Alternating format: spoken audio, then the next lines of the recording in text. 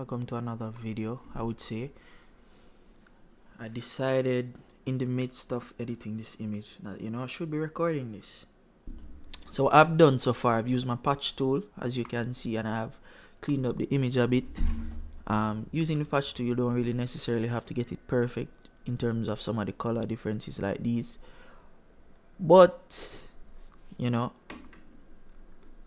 because I'm going to move on to the frequency separation techniques, and on my lower layer I will be doing some color fixes. So let's go do that. So now I have some actions here and I'm going to select from them. I have two different set of frequency separation techniques.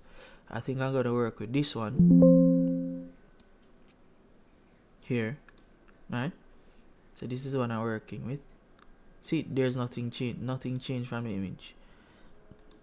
Right, so I'm going on my lower level and I'm selecting my mixer brush tool. Always, before you start, always clean a brush. You don't want to carry old paint from nowhere to mess up the colors. Usually what I would do is turn off the texture layer, which is a high frequency. So high frequency is the texture layer, low frequency is your colors.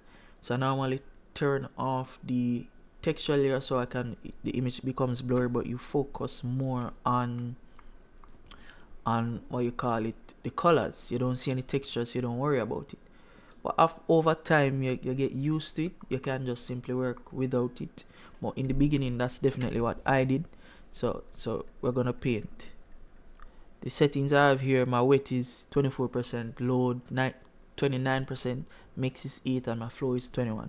So these settings I got from a brother of mine from Motion Media. His name is Ty King.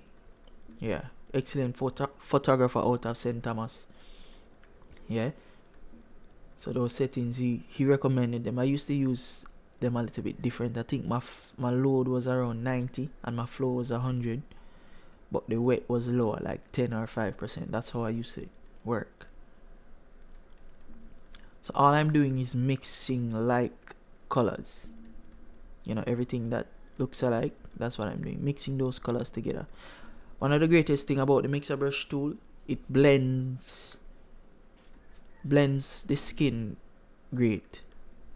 So it will mix the colors together to soften it, so it's not so harsh. That's one thing that it does. So you don't want to be overdoing it, because it will get rid of a lot of the shadows in the skin. We'll get rid of them, and these shadows play an important role. So if I can note here, if in these areas, everybody's skin, it is there. You have different colors.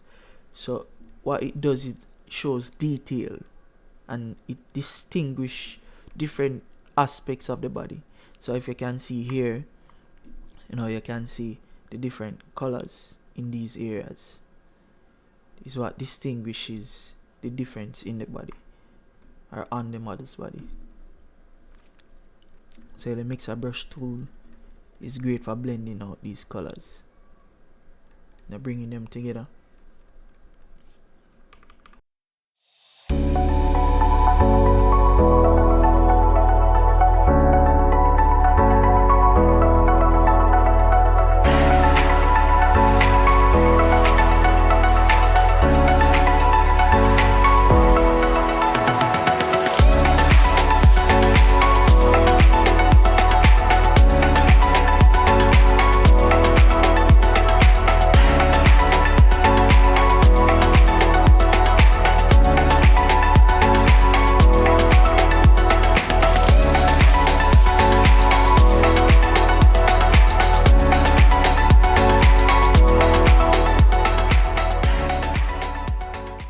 I usually come to the high frequency layer and go over, as this softens.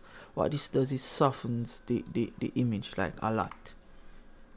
It softens out the image. It's not something you want to spend a lot of time doing, because this will make the image look plastic but you just want to give it a little softer look, you know. And I don't spend a lot of time brushing, because if you spend a lot of time doing it, it will get rid of the textures. As I said, the high frequency layer is the texture layer, and you don't want to get rid of the textures, so you want it to be as smooth as possible. Most persons don't usually do this, but I do, you know, just to add a little. And sometimes some of the models have textures that they don't necessarily like, but I don't spend a lot of time painting with this layer, because with this layer, this can alter the way your image looks. We don't want that. So, as I say, you know, spend a lot of time on this layer.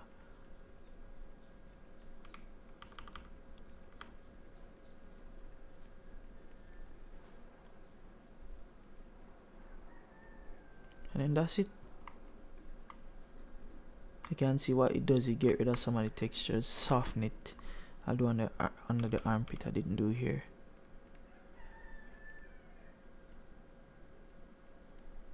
Soften these areas a bit. Nice. Alright, so this should be it. And there we go. So I'm done there. Create a layer here, and what I'll do, because I'm finished with the frequency separation, as you can see, I'm not going to do anything else. I want to dodge and burn, or maybe not. I'll clean the eyes first.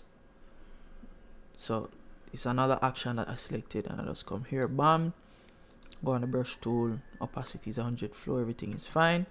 I come here. This is typically how I do it. I like to see what I'm doing.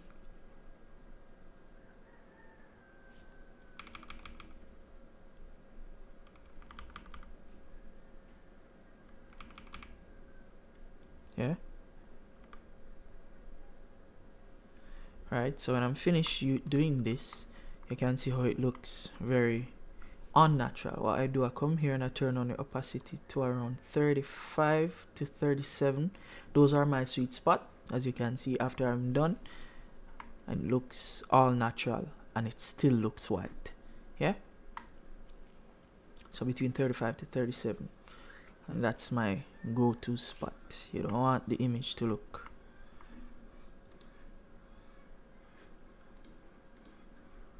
you know. So there we go.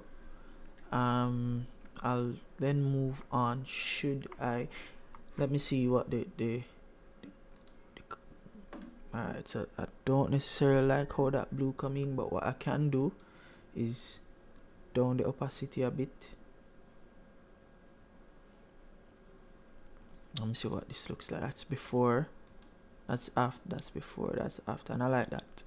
You know, it's nice. And what I'll do is add a color lookup. Now all of these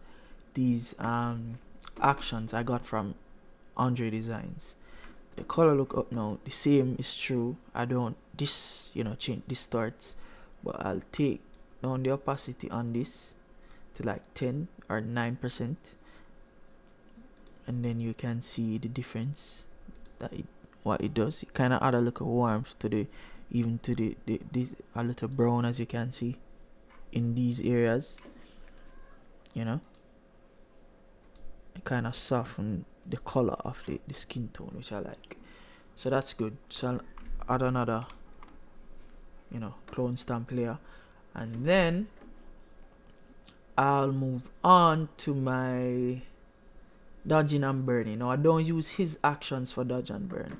What I actually do, I come here and I create a curves layer, and I'll copy it, and my high layer is dodge, and then I have my lower layers burn. So this is how I do it. Right, so now I'll come here, my dodge are my highlights, so I bring it up, yeah, and I invert it, and I do the same for burn, but I bring it down for the shadows. and then I'll invert it. So now what I do, now I'm on my brush, I come here and I start putting my highlights. So typically this is what I look for, the highlighted areas which I know would be highlighted. I come here, I know here will be highlighted, these places, yeah, I'll do here as well. As you can see, these places are already highlighted,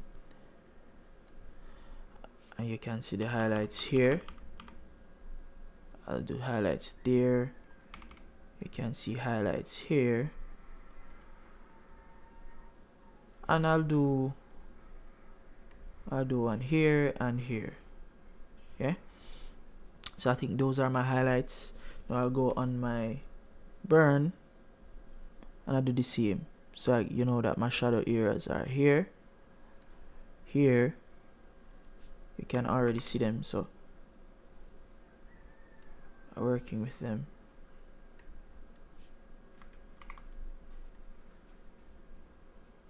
Yeah, these are my burn areas. You can see here, stop, burn areas, and I'll come here, here, here, in here,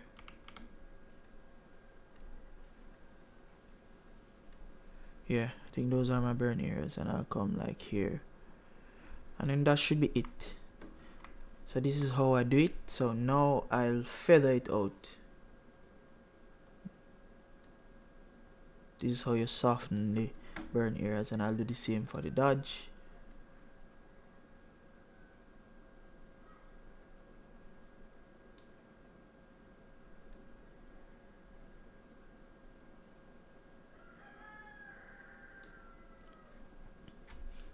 I don't necessarily like how bright this area is, so what I'll do,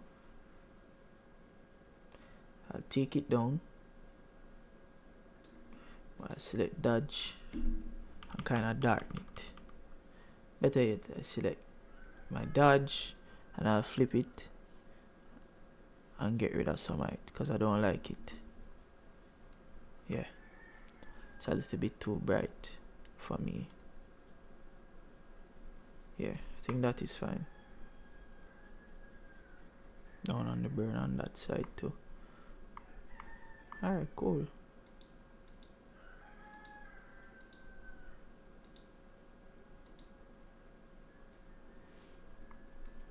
I think my image became a little bit too bright. So this is my D&B. Dodge and burn. I'll add another layer here, and I'll come to filter. I'll go camera raw, and I'll come here, turn on my highlights a little. Let's see.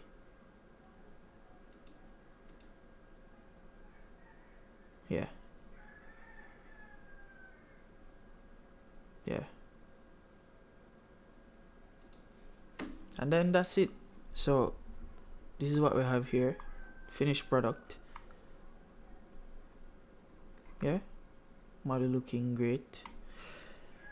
And then that's typically how I would edit that image. So now I'll just go so bam, I hit my watermark,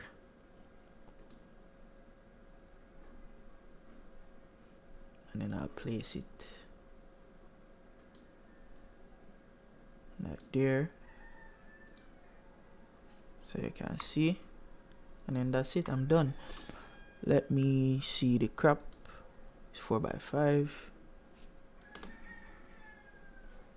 Ooh, what did I do? Alright, so it's cropped 4x5. That's good. Yeah. So then it's finished. So what I'll do now, I'll just come and export it. I do it this way. There are many ways to export. I just do it like this, and I'll export it to a folder which I have here. The rest are here which I edited so far. I save it, and before I exit, I always check I always check 5, ensure that it's to my liking in here, and I was like, yeah, that's it. Here it is. So it comes to my Lightroom as well. So this is the after, this was before. This is what we were working with. As you can see, the difference in the image. Clean, nice, simple edit. And then that's how I edit an image. So now I have a few more to do, so I won't be doing those on video, but this was today's video, was to just show how I edit an image, how I quickly, simple edit, you know. Thanks for watching. I'll see you in the next one.